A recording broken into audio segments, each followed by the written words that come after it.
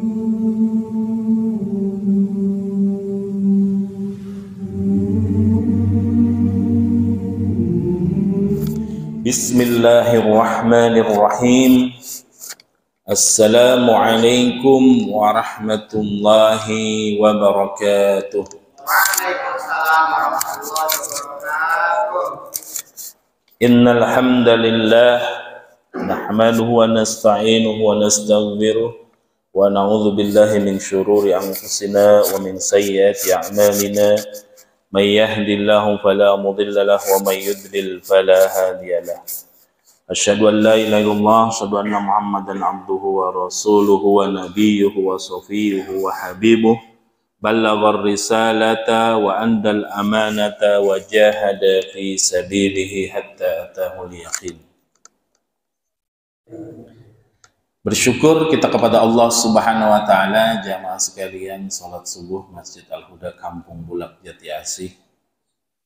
Allah limpahkan rahmat dan nikmat-Nya kepada kita. Oleh karena itu, janganlah pernah hilang dari lisan kita selalu kalimatut tasbih, tahmid, tahlil dan sebagainya. Wabil khusus di hadha sabahil bakir, hari ini sama-sama kita mengucapkan alhamdulillahirabbil alamin. Semua atas kehendak Allah dan izin Allah. Salawat dan salam kita sampaikan kepada manusia terbaik yang Allah angkat dari mulai keturunannya dan juga kakek nenek moyangnya, jalur nasabnya. Allah muliakan, beliau adalah Nabi kita Muhammad sallallahu alaihi wasallam. Pada hari ini atau setiap bulannya di Masjid Al-Huda, ikhtiar kita, cinta kita kepada Rasulullah, duduk di majlis ilmi, duduk di kajian subuh pagi, mengkaji kehidupan Rasulullah atau sirah nabawiyah. Jadi salah satu ikhtiar kita, bukti cinta kita kepada Rasulullah, bersalawat iya, hadroh iya. Yang jarang orang mengkaji, memahami, ya kan, mentadaburi kisah perjalanan hidup baginda Rasulullah. Alhamdulillah kita masih istiqomah di masjid ini mengkaji, membaca, mengambil hikmah dari perjalanan hidup Rasulullah. Tayyib, Rabbi shrah li sadri wa yassir li amri wa hlul 'uqdatam min lisani yafqahu qawli. Rabbi zidna ilman warzuqna fahman. Allahumma faqihna fid din wa 'allimna at-ta'wil. Bulan lalu kita sudah membahas tentang setelah atau pasca perjanjian Hudaybiyah. Itu kan Hudaybiyah itu Rasulullah bersama para sahabat ingin melaksanakan umrah. Di daerah Hudaybiyah tertahan dan terjadilah kesepakatan perjanjian. Namanya Sulhul Hudaybiyah, perjanjian damai, gencatan senjata, yang mana bertahun-tahun sejak Rasulullah di Mekah dan hijrah ke Madinah. Setelah hijrah di Madinah, perang nih sama Quraisy Mekah, ya kan, Badar, Uhud, ya kan, perang-perang kecil. Habis itu perang apa lagi? Khandaq. Kalau kita hitung perang besarnya 2-1, Rasulullah menang 2-1, hampir kalah perang Uhud. Itu pun karena para sahabat tidak mematuhi atau lalai perintah Rasulullah. Ketika ingin umrah di Hudaybiyah ini terjadi perjanjian gencatan senjata, tidak ada perang lagi. Apa yang dilaksanakan Rasulullah? Korespondensi, menulis surat. Islam ini rahmatan lil alamin, rahmat untuk seluruh alam semesta. Ketika itu di belahan dunia, Mekah, Madinah itu kecil, Pak. Bahkan sama orang di dunia nggak kedengeran. Bahkan Mekah di zaman Nabi Ibrahim Wadin di zar'in, lembah yang nggak ada tumbuhannya. Sampai zaman Rasulullah, Mekah dan Madinah pun tidak begitu nggak begitu menarik bagi penguasa-penguasa raja dunia. Siapa ketika itu penguasa raja dunia? Ayo, ini nanti kita bahas di Al-Quran. Siapa? Kalau yang sering nonton film Barat pasti tahu. Persia dan Romawi. Persia agamanya Majusi, ya'budunanna, mereka menyembah api. Ketika Rasulullah lahir, salah satu Allah tunjukkan kuasanya di Persia itu, api-api di tiang-tiang kerajaan mereka semua redup, nggak nyala lagi. nyalain mati. Itu salah satu, ya bisa jadi kuasa Allah. Ini Nabi yang terakhir lahir di Persia, penguasa dunia waktu itu. Mati itu yang mereka sembah. Tuhan yang mereka sembah, api, mati. Itu baru lahir Rasulullah. Di sebelah barat ada Roma, Konstantinopel, Romawi, Roma. Roma itu rajanya Heraklius. Bahasa Indonesianya Hercules kali ya. Kurang paham saya. Kok bisa mirip-mirip dengan film Hercules. Tapi kalau di sejarah Heraklius atau Hirok. Nah, itu raja Romawi. Kalau raja Persia, dia menyembah api. Pertanyaan saya, sebelum masuk ke surat-surat ini, raja Roma nyembah apa? Persia, penguasa dunia sebelah sini, timur, itu penyembah api dan patung. Raja Roma, mereka dalam sejarah, bahkan dalam footnote catatan di terjemah Quran kita ini juga, bahwa Romawi ketika itu mereka mengimani adanya Tuhan. Dan mereka beragama Nasrani. Romawi, Roma yang besar, Persia juga besar. Persia bahkan kurang lebih 850 tahun menguasai belahan dunia setengahnya. Nah, jadi Raja Persia ini menyembah api. Makanya nggak jauh-jauh beda nih keturunannya yang belum dapat agama Islam. Nah, ya kan, nyembah patung. Persia itu gambarannya, saya kasih gambaran orang-orangnya yang sekarang nih, daerah negaranya. Kayak India ke sono. Nah, itu orang-orang Persia, Pak. Nah, itu orang-orang Persia. Parsi, bangsa Parsi. Ada yang masuk Islam, Pak, Persia. Perang Hondak, ingat? Itu strategi perang dari orang Persia. Siapa sama sahabatnya? Salman Al-Farisi, yang mana di Arab strategi perang itu gali parit belum pernah ada.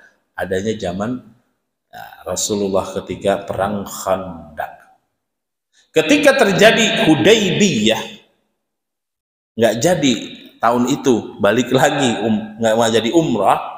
Setelah itu gencatan senjata, sahabat juga bingung. Nah, kok gimana ya ini? Karena banyak memberatkan. Salah satunya apa? Kalau orang Quraisy, kafir Quraisy Mekah masuk Islam, ikut agama Islam tanpa izin keluarganya, balikin. Tapi kalau orang Muslim, muhajirin, dia balik lagi ke kafir Quraisy tanpa izin pun jangan diminta lagi. Kan berat sebelah itu. Nah, akhirnya sudah, Rasulullah itu kan berdasarkan wahyu semuanya. Setelah itu Rasulullah menulis surat. Kita review lagi. Pertama ke raja apa? Raja Najasyi, Afrika. Nah, Raja Najasyi dikirim surat, yang mana sebelumnya kan sudah pernah diutus kan, Ja'far, ya kan, bin Abi Thalib, ya kan, yang mana kejar-kejaran sama Amr bin As. Tahu Amr bin As waktu itu masih belum masuk Islam. Nah, udah diterangkan mereka berlindung di Raja Afrika dan dilindungi Nah, setelah itu datang surat nih. Setelah perjanjian Hudaybiyah, dikirim lagi surat ke Afrika, Ethiopia. Raja Habasyah itu daerah Afrika, Ethiopia.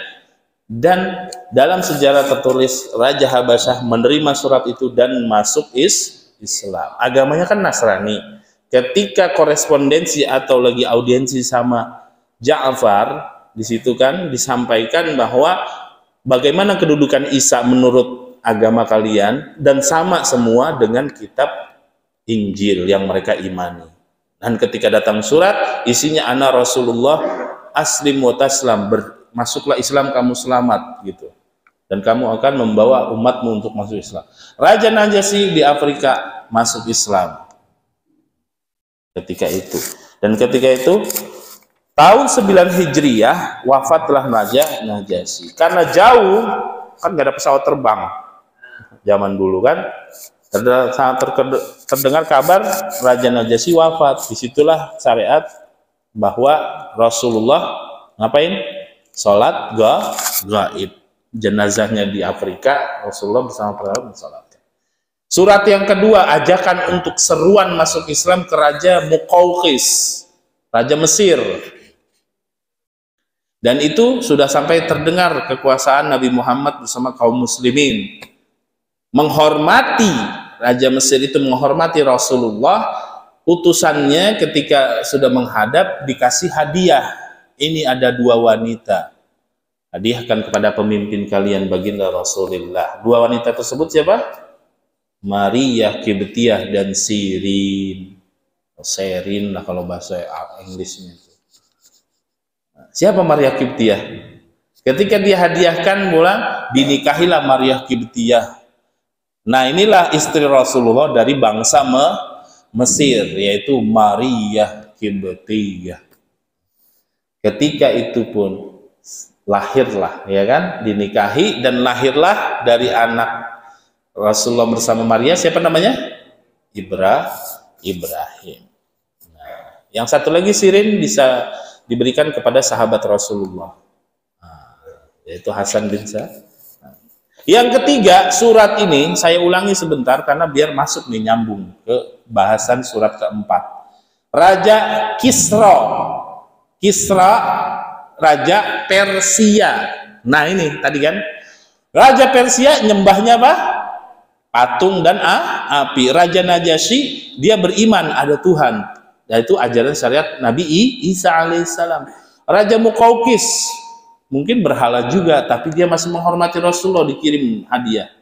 Raja Persia songong, kan sudah saya jelaskan. Ketika 2 utusan Rasulullah itu suruh masuk, baca surat, dirobek-robek suratnya, ya kan? Ketika itu dicabik-cabik.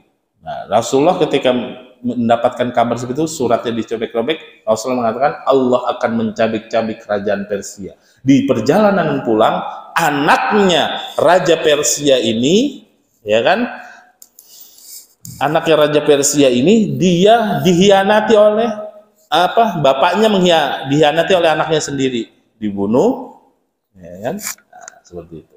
Terjadi pemberontakan. Intinya apa?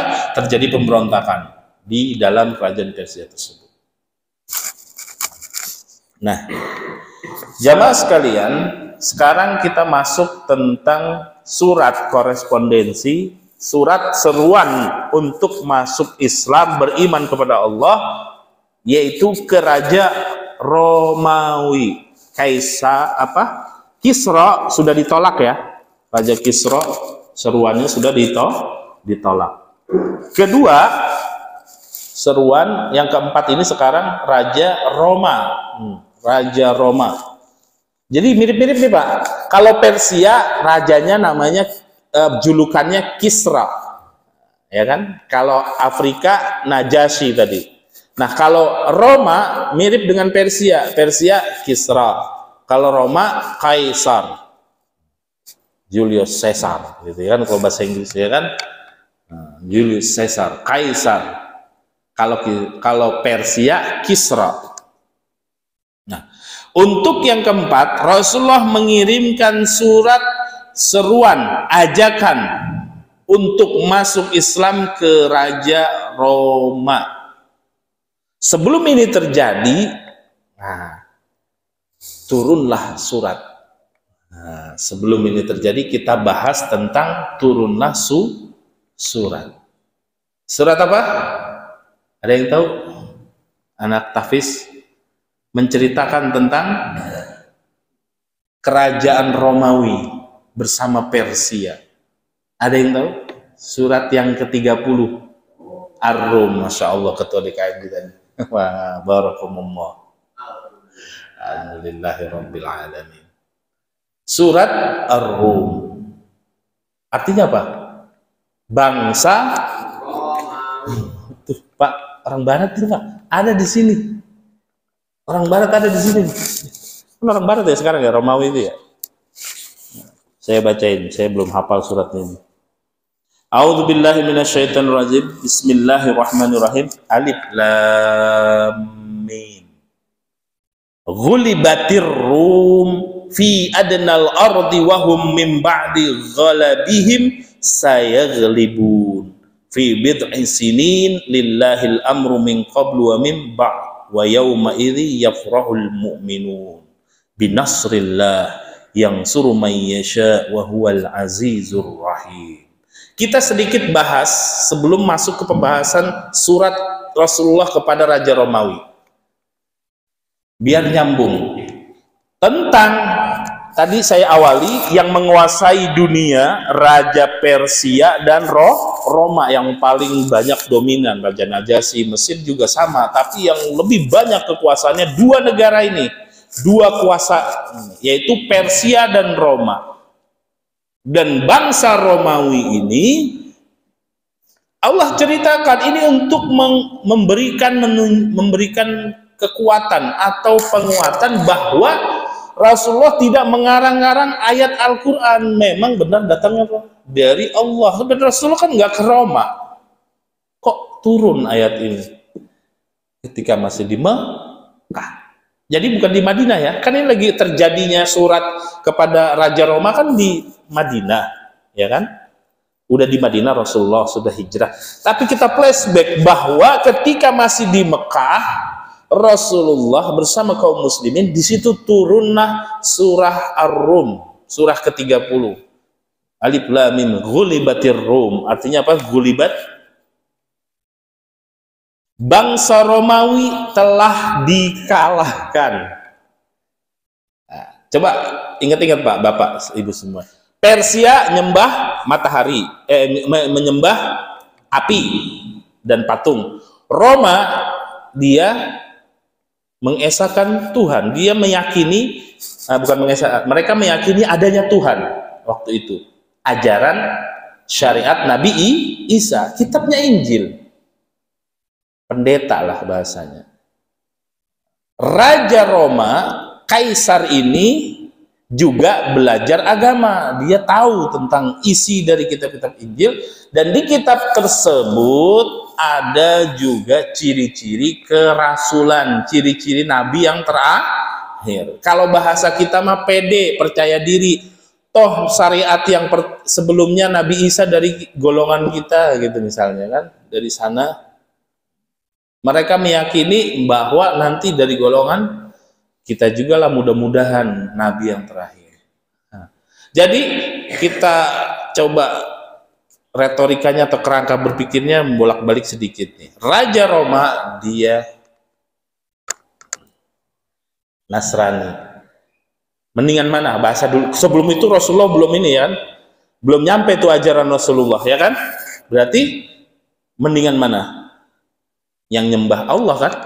Walaupun mereka ada trinitas ya mungkin waktu itu. Ya kan? Lebih baik mendingan ajaran Nabi Isa daripada nyembah api majusi. Dan di sini Allah lah Rahman Rahimnya, pemurah penyayangnya kepada makhluknya.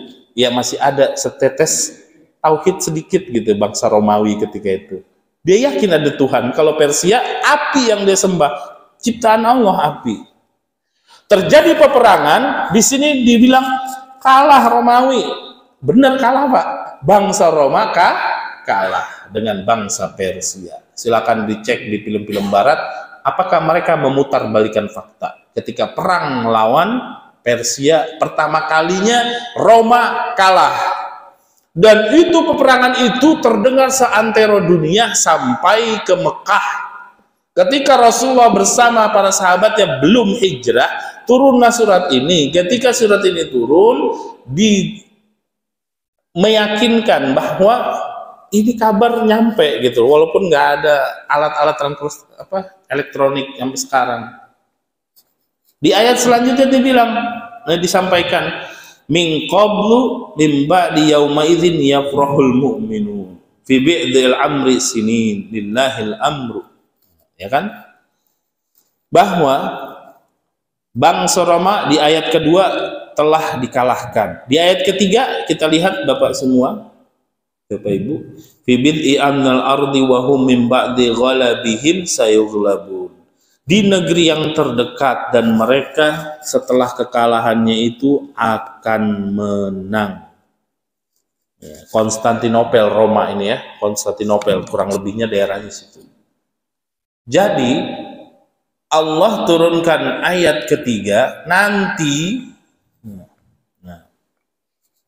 bangsa Romawi ini telah dikalahkan di negeri yang terdekat, di daerah dekat Konstantinopel. Di ayat keempat, dalam beberapa tahun lagi, fi bid'i sinin. Jadi di sini tidak dijelaskan berapa tahunnya, hanya beberapa. Dari telusuran hadis ada yang menyebutkan kurang lebih 10 tahun setelah kekalahan melawan Persia, baru perang lagi, baru menang. Lillahil amru min qablu wa min ba'du wa yauma idzin yafrahul mu'minun. Dalam beberapa tahun lagi akan menang bangsa Romawi melawan Persia. Bangsa Romawi, ya. Nih di sini dijelaskan bahwa saat ayat ini diturunkan, bangsa Romawi ini beragama Nasrani dan memiliki kitab suci. Persia dia majusi, nyembah api dan patung. Kedua bangsa ini berperang. Dan kabar kekalahan bangsa Romawi terdengar sampai ke Mekah. Makanya artinya ayat yang keempat ini kelima, dan beberapa tahun lagi menang bagi Allah urusan sebelum dan setelah mereka. Jadi lillahil amru, urusan mereka Persia dan Romawi Allah yang ngurus. Menangnya itu karena Allah. Dan pada hari kemenangan bangsa Romawi itu berbahagialah orang-orang yang beriman. Ini kalau salah mengartikan Pak, ayat keempat ini, coba nih di terakhir nih kan, wa yauma idzin yafrahul mu'minun. Kan surat ini turun di Mekah, mengabarkan kejadian perang antara bangsa Persia dan Romawi, ya kan? Yang mana ayatnya turun di ayat keempat, wa yauma idzin yafrahul mu'minun, dan di hari kemenangan bangsa Romawi setelah 10 tahun kurang lebih yang lalu kalah melawan Persia, 10 tahun kemudian dengan kuasa Allah dia perang, Persia kalah. Kabarnya nyampai ke Mekah melalui surat ini juga, surat Rum ini, Yafrah itu apa? Farah. Yafrahul mu'minun, orang-orang yang beriman bergembira. Kenapa gembira? Ya, karena mereka masih percaya Tuhan. Pihak yang menang yang percaya adanya Tuhan, walaupun agamanya Nasrani gitu-gitu. Ketika 10 tahun sebelumnya di Mekah pun tersiar kabar Romawi kalah. Yang senang orang Quraisy karena mereka berpihak kepada Persia.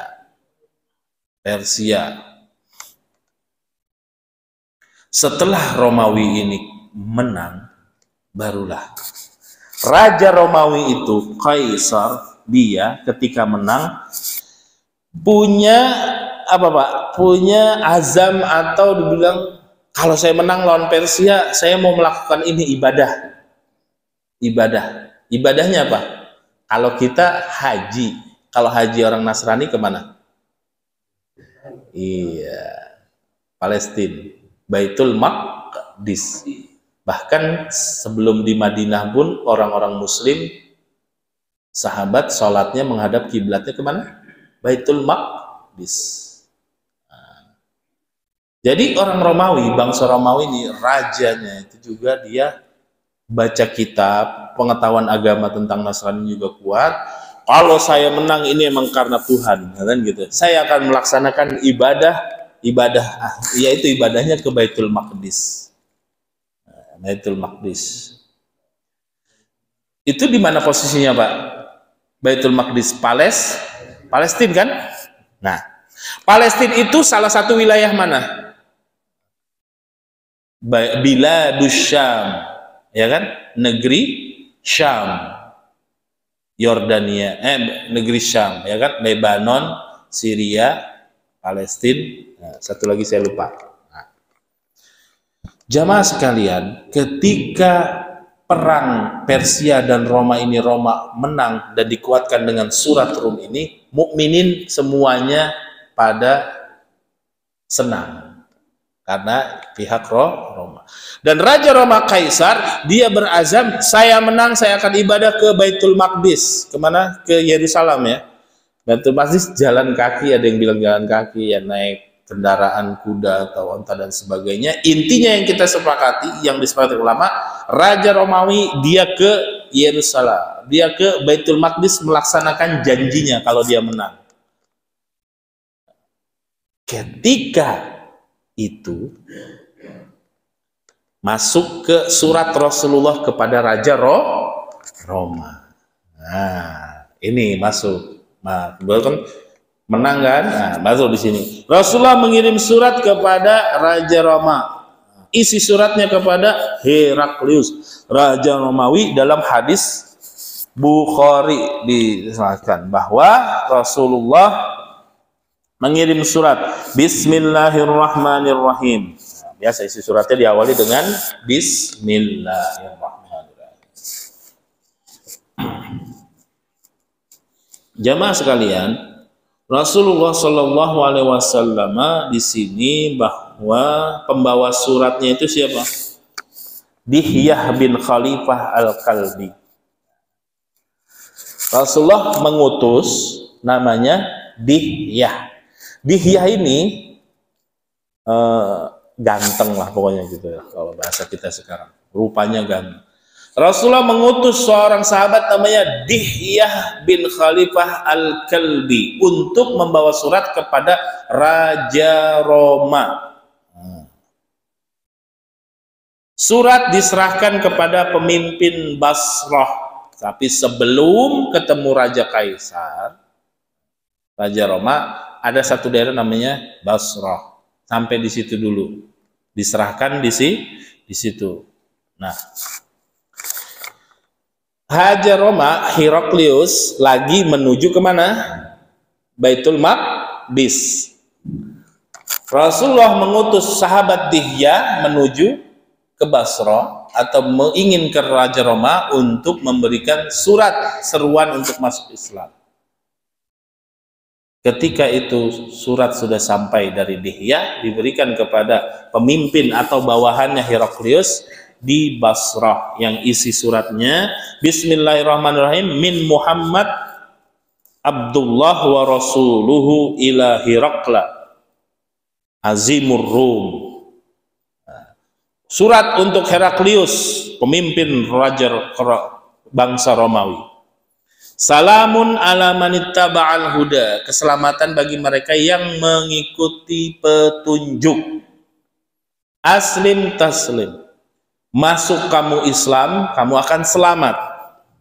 Aslim yu'tikallah ajraka marratain, kamu masuk Islam. Ini isi suratnya nih, dari riwayat hadis Bukhari. Wahai Raja Roma, kamu masuk Islam, Allah Tuhan yang engkau yakini akan memberikan 2 kali lipat ganjaran. Fa in tawallait, kalau kamu melenceng mengabaikan surat ini atau kamu tidak mau masuk Islam, fa inna alaika ismul asiriyin, bahkan kamu kalau nggak masuk Islam akan menanggung dosa-dosa rakyat Asiriyin, ya rakyat Romawi disebut Asiriyin di sini orang-orangnya. Di sini juga ada ya ahlal kitabi ta'alau ila kalimatin sawa bainana wa bainakum alla na'buda illallah wa la nusyrika bihi syai'an wa la yattakhidha ba'duna ba'dun arbaban min dunillah fa in tawallaw faqulu ashhadu bi anna muslimun. Raja Romawi itu isi suratnya Bapak sekalian bahwa diajakan untuk masuk Islam. Rasulullah nulis surat tadi. Waqtara li hamli hadzal kitab Dihya bin Khalifah al-Kalbi wa amarahu ayyadfa'ahu ila azimi Basra, liyadfa'ahu ila Kaisar. Jadi prosesnya suratnya ke gubernurnya Basrah dulu baru sampai ke Raja Roma. Wa qatru al-Bukhari Ibnu Abbas. Ada riwayat lain. Nah, ini ya. Ibnu Abbas bercerita Aba Sofyan bin Harb akhbarahu anna Hiraqla arsala ilaihi fi raqbi min Quraisyin wa kanu tijjaran bisyam fil muddah allati kana Rasulullah sallallahu alaihi wasallam madda fiha Aba Sofyan wa kaffaru Quraisy fatauhu wa hum bi Iliya wa fada'ahum fi majlisi wa hawlahu azimurum. Ini dari hadisnya. Ibnu Abbas menceritakan di daerah lain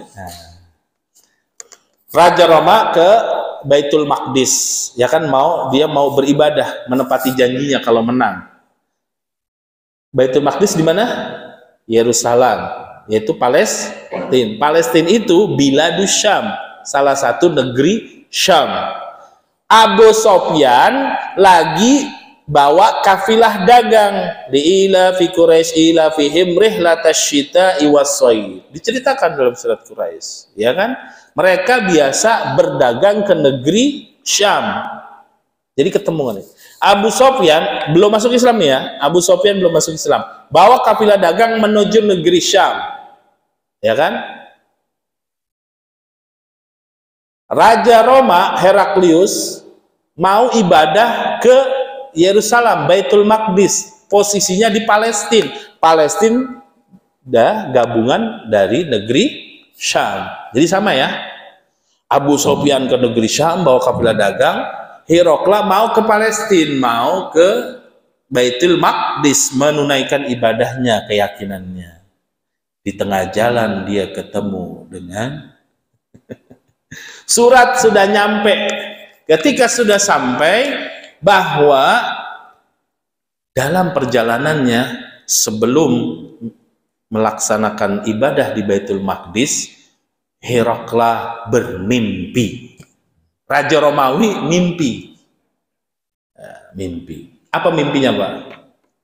Kerajaannya runtuh oleh orang-orang yang bersunat. Mimpinya lucu.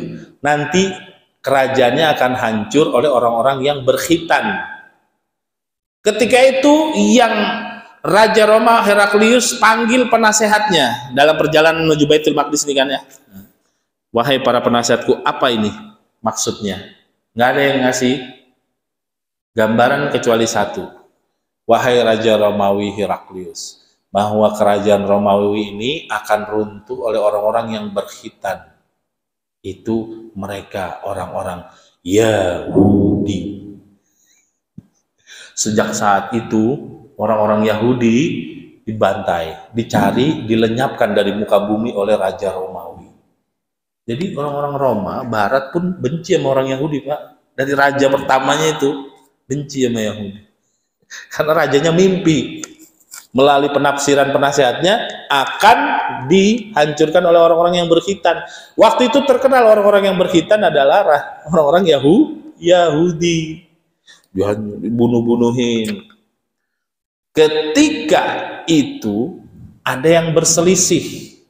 Dalam perjalanannya Raja Romawi, ada orang-orang budak itu, orang-orang ya pokoknya rakyat, itu berantem. Ketika berantem, dicek sama tentaranya pasukan Raja Roma, Raja Heraklius ini. Wahai Tuan Raja, ini bukan orang Yahudi, udah dicek fisiknya, tapi dia berkhitan. Rupanya orang mana, Pak? Orang Mekah. Ini dari riwayat ya kan? Wah, ini orang Mekah nih katanya. Orang Quraisy, mana? Arab. Loh, kok ada yang berkhitan gitu kan? Bingung nggak gitu. Yahudi udah dihabisin nih sebagian. Ada lagi yang berkhitan nih, tapi dari bangsa Arab, orang-orang Quraisy. Dibunuh nggak dijelasin. Tapi inilah Raja Roma dia ketika itu. Ada kafilah dagang namanya Abu Sofyan. Udah di negeri Syam nih kan. Berarti sama-sama ketemu kan? Ya kan? Nah, jadi pelan-pelan nih. Raja Roma mau ibadah ke Baitul Maqdis. Letaknya di negeri Syam, persisnya di Palestina. Abu Sofyan dari Mekah bawa dagangannya ke negeri Syam. Ketika itu Raja Roma manggil, sini. Ada namanya Abu Sofyan, suruh menghadap saya. Nah, jadi ketemu kan?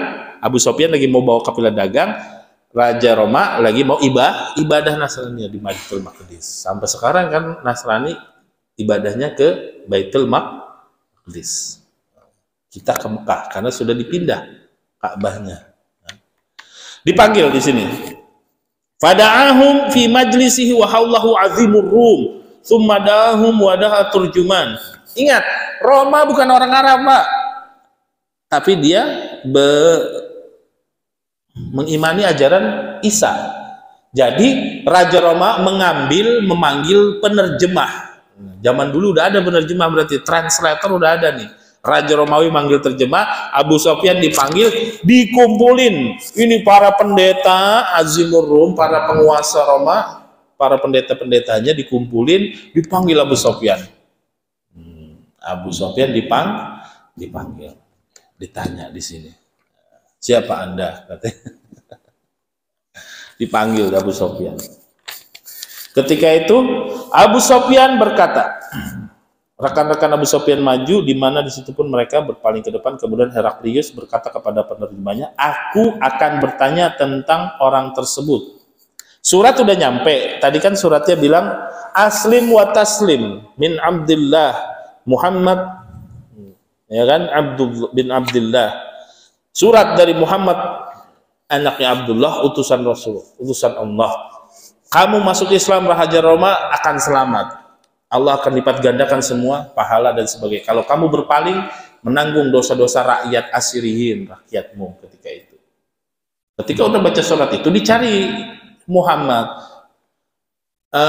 Tadi budak yang berantem itu ngasih kabar, ada Abu Sofyan tuh kafilah dagang dari Mekah. Ini kan datangnya dari Madinah. Rupanya Rasulullah ini kan asalnya dari Mekah. Abu Sofyan dipanggil bersama para kafilah dagang tersebut. Abu Sofyan dipanggil, disuruh menghadap ke Raja Romawi. Ketika itu Abu Sofyan berkata, udah dihadapin pada Raja Romawi. Penerjemahnya bilang, ini Abu Sofyan, orang Quraisy, dia akan menginfokan surat, orang yang menulis surat ini. Maksudnya Muhammad Sallallahu Alaihi Wasallam. Ini Abu Sofyan akan menginfokan melalui lisannya tentang siapa yang menulis surat ini, yaitu Muhammad. Jadi Raja Roma ingin tahu siapa Nabi Muhammad ini, ingin tahu gitu. Tapi dia bilang, aku akan bertanya tentang Muhammad, jika dia berbohong maka bohongi dia. Jadi Raja Roma bilang kepada penerjemah, aku akan nanya sesuatu kepada dia, jangan sampai dia berkata bohong. Abu Sofyan jawab, demi Allah, kalau bukan karena rasa malu jika mereka lebih banyak membohongiku, demi Allah aku nggak bakal bohong. Itu utus Muhammad dan para sahabatnya udah banyak ngibulin kita, makanya saya nggak bakal bohong. Saya akan cerita sejujur-jujurnya, kata Abu Sofyan kepada Raja Roma. Tentu aku tidak berkata bohong. Kemudian dia menuturkan pertanyaan pertama yang diajukan kepadaku, bagaimana nasabnya tentang kalian? Nah, jadi kan ini di riwayat Ibnu Abbas. Jadi Abu Sofyan bilang, ketika itu Raja Roma bertanya, wahai Abu Sofyan, bagaimana nasabnya nih yang nulis surat Rasulullah? Nasabnya bagaimana? Apa jawabannya? Dia orang yang terpandang di antara kami, Muhammad bin Abdillah bin Abdul Muttalib. Abdul Muttalib yang menemukan air Zam setelah ratusan tahun hilang. Jadi nasabnya, oh bapaknya keren. Apa namanya? kakeknya dulu ini punya jasa, makanya ditanya bagaimana nasabnya, orang baik semua, kata Sofyan. Kan dia bilang saya nggak bakal bohong. Ya, poin pertama kan Raja Roma. Ya. Karena di kitab Injilnya juga ada informasi tentang Nabi Muhammad. Jadi mau dicocokkan sama informasi Abu Sofyan. Kalau ditelusuri dari nasabnya, Abu Sofyan juga paling dekat juga dengan Rasulullah nasab. Apakah pernah ada seorang sebelumnya berkata seperti yang dia katakan? Nah, maksudnya ini sebelum Muhammad ada dan mengaku Rasul, ada nggak yang ngaku Rasul di zamanmu hidup Abu Sofyan? Kata Raja Roma. Diterjemahin kan terjemahnya? Nggak ada katanya. Semua taat ibadah kepada patung. Sama nih, udah mulai nih kelihatan di Alkitab. Pertanyaan selanjutnya, apakah di antara bapak-bapaknya ada yang menjadi raja? Nenek moyangnya, bapaknya, Rasulullah atau kakeknya ada nggak yang jadi raja? Jawabannya tidak ada. Abdul Muthalib kenapa waktu itu menguasai Mekah? Bukan menguasai Mekah, mengakuisisi air Zam-Zam ini memang temuan dia dan dia diberikan apa? Hak guna pakai kalau bahasa sekarang nih. Iya, air Zam-Zam. Jadi bukan menjadi raja. Ketika itu setiap pemimpin Bani dia pemimpin untuk suatu Mekah. Jadi waktu itu Abdul Muthalib pun bukan raja kota Mekah, tapi memang pemimpin kaumnya aja. Nah, makanya ditanya, ada nggak yang seperti aku raja menguasai dari bapaknya, menguasai beberapa belahan dunia? Kata nggak ada. Apakah yang mengikutinya dari kalangan orang-orang yang terpandang atau orang-orang yang lemah? Di kitab Injilnya nanti itu disamain. Ditanya sama Raja, pengikutnya orang-orang yang kuat seperti saya, raja-raja, atau orang-orang yang kuat, apa orang-orang yang lemah? Tidak, kata Abu Sofyan. Yang ikut dia orang-orang yang lemah. Sebagian. Ya kan awal-awalnya orang-orang lemah. Umar kan baru nanti kan. Ketika itu Umar belum kan. Khalid bin Walid juga baru kemarin habis perang Sulhul Hudaybiyah. Apakah jumlah mereka semakin hari semakin bertambah? Jadi pertanyaannya begitu, berurutan, disesuaikan dengan pengetahuan Raja Romawi dengan yang di Alkitabnya. Jawabannya, iya, makin bertambah, makanya mereka ini pada pindah ke Madinah. Gitu kata Abu Sofyan. Udah dari Mekah hilang, orang-orang Madinah banyak yang masuk Islam. Adakah di antara pengikutnya yang keluar dari agamanya karena benci agama itu setelah dia memasukinya? Nggak ada, katanya. Apakah kalian menuduhnya pembohong sebelum dia mengatakan apa yang dikatakan? Nabi Muhammad kan sebelum diangkat menjadi Rasul itu punya julukan apa? Al-Amin, orang paling jujur. Jadi ente Abu Sofyan waktu dia belum jadi Nabi, ente pernah bilang nggak itu? Semua penduduk kota Mekah pernah ngatain dia, nggak pernah mencap nggak bahwa Muhammad ini pembohong? Enggak, dia bahkan bergelar Al-Amin, Siddiqul Amin, orang yang jujur dan amanah gitu. Sebelum mengaku Rasul, Nabi sudah mendapat julukan jujur dan amanah. Jadi ditanya sama Raja Romawi Abu Sofyan, ini yang ngaku Nabi ini, dia ini nggak diklaim pembohong nggak sama rakyat? Enggak. Nah di sini, apakah kalian menuduhnya bohong? Tidak. Apakah dia pernah berkhianat? Nah gini, Abu Sofyan kan disuruh jujur. Dia selama pertanyaan dari pertama, dari nasab, dari pengikut Rasulullah, siapa yang ini kan, dari kebiasaannya, nggak ada yang bisa dibohongin sama Abu Sofyan. Karena dia harus jujur. Ketika ditanya, apakah ini Muhammad pernah berkhianat? Di sini Abu Sofyan mau memojoki Rasulullah. Untuk saat ini, sebelumnya belum pernah, tapi baru kemarin ada perjanjian Hudaybiyah. Saya nggak tahu dia berkhianat nggak entar. Maksudnya ini mau memojokkan Rasulullah. Padahal itu isinya kan memberatkan kaum muslimin. Jadi diisi perjanjian Hudaybiyah ini ditanya bahwa Abu Sofyan ditanya kepada Raja Roma, apakah dia berkhianat? Pernah? Nggak pernah. Tapi perjanjian kemarin Hudaybiyah saya nggak tahu dia berkhianat atau enggak. Maksudnya nggak ada yang jamin ntar berkhianat atau enggak gitu kali. Ini mau memojokkan Rasulullah. Abu Sufyan bilang, tidak pernah sih. Selama kami bergaul dengannya tidak pernah melihat melakukan itu.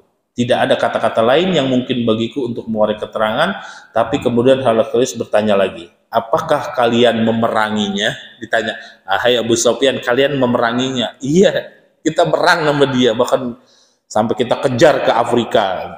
Menang nggak? Sekali menang, sekali kalah.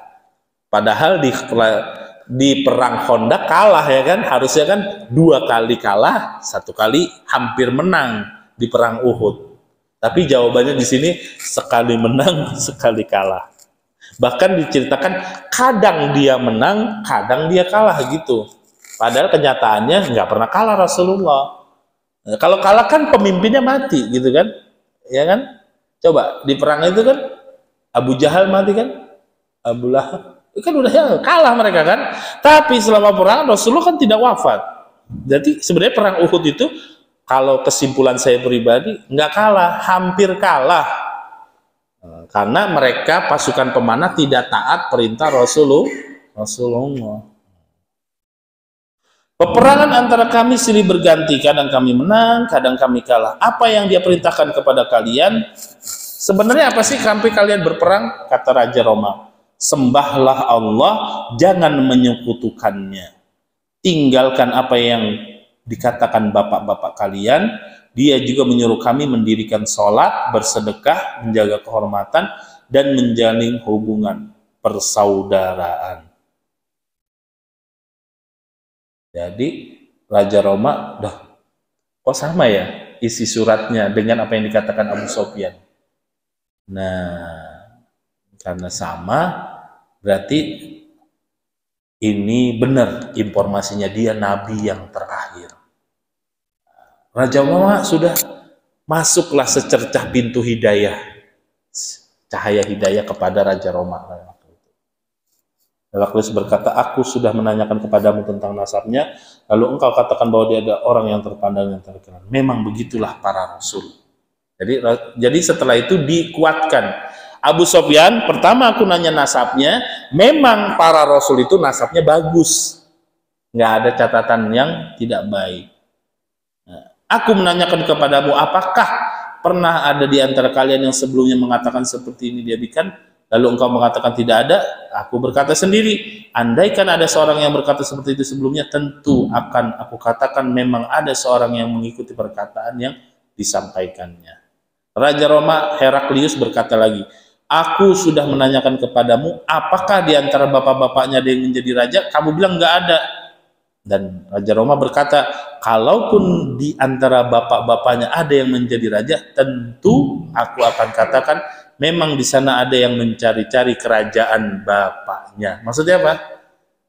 Turunan begitu ya. Apa namanya? Warisan kerajaan. Tapi Rasulullah tidak mewarisi kerajaan bapaknya. Begitulah Rasul atau utusan Allah. Apakah dia pernah berbohong? Enggak. Begitulah Rasul. Jadi Raja Romawi menguatkan pendapatnya Abu Sufyan yang dikatakannya. Sehingga Raja Romawi ketika itu sudah mau masuk pintu hidayah. Dia ya udah, ini para ininya tahu nggak Pak? Pendetanya. Agama Islam atau ajakan Rasul ini benar. Tapi dia berpikir, kalau saya menyatakan saya masuk Islam, ini gimana dengan rakyat saya? Abu Sufyan bilang, ya ketika itu surat udah datang dan dikuatkan, Dihiyah udah nyampe kan? Ditanya apa yang ditanya, sama dengan pertanyaan Abu Sufyan, dan sama jawabannya, katakan kepada Muhammad, aku beriman, aku akan mengikuti agamanya. Seandainya Rasul ada di sini, seandainya Muhammad ada di hadapanku, kata Raja Roma, bilang ke Dihiyah dan Abu Sufyan, aku akan cuci kakinya, aku akan percaya dan aku penghormatan gitu. Nyampe balik ke Madinah nih utusan Rasulullah. Ketika balik ke Madinah, itu Raja Romawi berpikir, saya harus udah ngaku Islam, masuk Islam. Saya akan umumkan kepada para pendeta. Tapi dalam pikiran kalau saya sampaikan nanti kacau nih rakyatnya. Akhirnya dia perintahkan pendeta semua masuk ke kerajaannya dengan catatan itu semua pasukan bersenjata menjaga pintunya dimasukin. Jadi kalau kabur itu pendeta nggak bisa kabur, udah dijaga. Pendetanya ngumpul, wahai para pendeta, itu ada surat dari Muhammad, utusan Allah, dia nabi terakhir, kita disuruh menyembah Allah, tidak ada lagi perantara, nggak ada trinitas, nggak ada ini. Aku beriman kepada Allah dan Rasulullah. Kira-kira pendetanya terima nggak, Pak? Terima nggak? Enggak, semuanya enggak. Boleh kamu beriman kepada mereka, itu negara kecil gitu. Ngaku-ngaku nabi, enggak ada yang terima. Mau keluar udah ada pasukan bersenjata. Pasukan bersenjata, disitulah masuk iblis kepada Raja Roma. Ketika udah pada panik, disuruh masuk lagi, Raja Roma masukin iblis tuh setan. Wahai para pendeta, katanya, sebenarnya aku ngetes doang, kalian ini enggak, katanya, kalian setia enggak dengan agama Nasrani yang kita anut ini, katanya. Nah, jadi dia goyang demi dunia, demi jabatan, demi kerajaan, dan demi kenyamanannya ketika memerintah. Romawi, Raja Heraklius bohong. Sebenarnya dia udah mengatakan saya akan mencuci kaki Rasulullah, akan beriman, tapi gara-gara pendetanya nggak ada yang setuju dan takut rakyatnya berontak, dia bilang kepada para pendeta itu yang dalam itu, di dalam kerajaannya, tidak, aku hanya ngetes kalian dan aku tetap bersama kalian dan semua pendeta, dan kami pun akan setia kepadamu wahai Raja Roma. Tuh, ngeselin nggak? Ketika nyampe Dihyah bin Khalifah Al-Kalbi, ya Rasulullah, Raja Roma mau, katanya. Apa jawaban Rasulullah? Tidak, dia telah berbohong. Kenapa? Malaikat Jibril nyampaikan di situ. Sejak saat itu aku selalu merasa yakin kemenangan Nabi Muhammad hingga akhirnya menunjukkan pintu masuk Islam. Gitu, ada cerita lain nih, Abu Sofyan. Abu Sofyan udah masuk Islam belum? Belum. Tapi ketika Abu Sofyan menceritakan tentang Nabi dari pertanyaan Raja Roma di akhir bilang, kalau ada Nabi ini di hadapanku, aku akan cuci kakinya dan aku akan beriman. Sejak saat itu, korespondensi itu, Abu Sofyan berpikir dalam hatinya, ini Nabi Muhammad emang benar ya, kenapa saya nggak masuk Islam? Jadi sejak saat itu, Allah memberikan petunjuk hidayah kepada Abu Sofyan. Nah, ini kan sedikit demi sedikit masuk Islam kan? Kemarin Khalid bin Walid, perjanjian Hudaybiyah setelahnya kan? Sekarang Abu Sofyan, setelah bertemu Raja Roma dulu nih Pak. Abu Sofyan pintu hidayahnya mulai terbuka itu setelah bertemu Raja Roma. Jadi benar, innaka lan tahdi man ahbabta walakinnallaha yahdi man yasha. Ayat Al-Qur'an menjelaskan, wahai Muhammad, engkau tidak bisa memberi pintu hidayah kepada Abu Thalib, pamannya yang kau cintai, ya kan? Karena hidayah hanya milik Allah. Jadi Allah mau ngasihnya lewat mana aja. Abu Sofyan ketemu Raja Roma yang beragama Nasrani, mencocokkan informasi tentang Nabi terakhir, dan itu cocok, dan disitulah pintu hidayah terbuka untuk Abu Sofyan. Enak nggak nih? Raja Roma dia berbohong, tapi Allah ganti. Yang masuk Islam siapa? Abu Sofyan. Melalui surat itu. Begitu takdir Allah, muter-muter salah satunya. Yang mau dikasih surat supaya masuk Islam Raja Roma, ketika udah korespondensi dan ketemu tuh audiensi sama Abu Sofyan di negeri Syam, rupanya Raja Roma berbohong demi kejayaannya, dia masuk Islam bohong rupanya. Tapi Allah bukakan pintu hidayah kepada Abu Sofyan. Sejak saat itu aku selalu merasa yakin akan kemenangan Nabi Muhammad hingga akhirnya Allah menunjukkan pintu masuk Islam. Begitulah pengaruh surat beliau terhadap kaisar yang bisa ditangkap Abu Sofyan. Jadi Abu Sofyan, waduh, ini pengaruhnya kuat banget ya surat Nabi, surat Rasulullah kepada Raja Roma. Bayangkan mungkin tingkat RT, bahasa kita nih, Ilustrasinya tingkat RT nyuratin gubernur, bahkan presiden, ya kan? Masuk Islam. Gitu. Ini yang nyuratin hanya ketua RT mungkin gitu. Abu Sufyan geleng-geleng. Karena pengaruh itu pula akhirnya Abu Sufyan memberikan sejumlah harta benda yang pakaian terhadap dia. Jadi kan di Syam dia ketemu Dihyah yang tadi pembawa surat dari kaum muslimin. Dari surat itu dan melihat Raja Roma sampai segitunya, bahasa kita ini presiden sama surat tingkat RT lah begitu kan, jauh kan, kok sampai segitunya katanya. Akhirnya sama Dihyah itu kan, Dihyah dari kaum muslimin. Abu Sufyan belum masuk Islam, baru mulai tergugah gitu. Dihyah, ini barang dagangan bawa nih sebagian. Nah, dikasih kebaikan. Jadi udah mulai memberikan sejumlah harta benda, pakaian dan pakaian terhadap Dihyah, pembawa surat beliau. Di tengah perjalanan dia berpapasan dengan seorang orang Juzam, kemudian merampoknya sekali lagi dan tidak menyisakan. Saat Rasul hendak masuk rumah, Dihyah ditanya, tiba dan langsung mengabarkan tentang beliau apa yang menimpa dirinya. Beliau mengutus Zaid bin Harithah. Kan Dihyah udah dikasih harta sama Abu Sufyan, di tengah jalan dirampok, Pak. Nyampe sono Rasulullah, ya Allah, udah Zaid bin Harithah ini kejar maksudnya. Akhirnya Zaid bin Harithah ngejar, bahkan banyak dapatnya. 1000 ekor onta, 5000 ekor domba, 100 tawan wanita dan anak-anak. Jamaah sekalian, bahwa dari kisah Raja Romawi ini kita bisa ambil pelajaran penting. Ya kan?